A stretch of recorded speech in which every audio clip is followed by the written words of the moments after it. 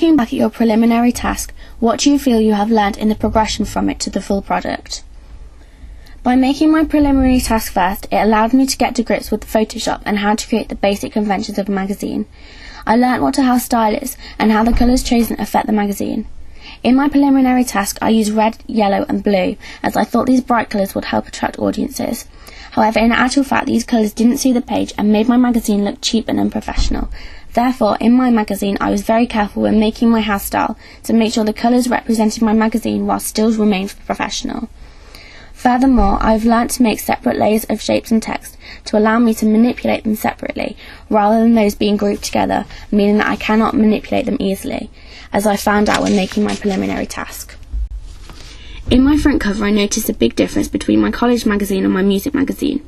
In my preliminary task, I used conventions to create my front cover and used no real unconventions, such as no skyline, whereas in my front cover for my magazine, I still kept to conventions. However, I made creative decisions to twist conventions, such as removing the circle shape for the boost, just to leave the text to create an indie edge. I also learnt the importance of mise-en-scène within it, and how it must be creative and suit the genre. In my preliminary task, I tried to include as much mise-en-scène as possible to create an overly stereotypical representation of a school. However, I learned that this doesn't always work, and simple mise-en-scène can work much better. And so in my main front cover, I used acoustic guitar and a few simple tattoos to create an indie rock vibe, but without creating an overpowering image. When comparing my preliminary contents page with my music content page, I noticed a substantial difference. My preliminary task allowed me to experiment with different fonts.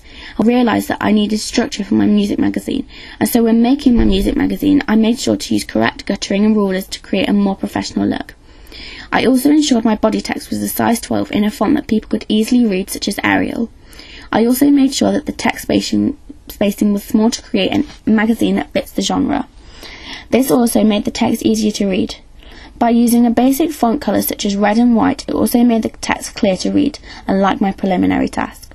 Also, the preliminary task taught me the importance of images upon the contents page, and how they help with navigation, and so on my music contents page I used multiple means of navigation to encourage and guide the audience through my magazine via headings, page numbers and images that link within them.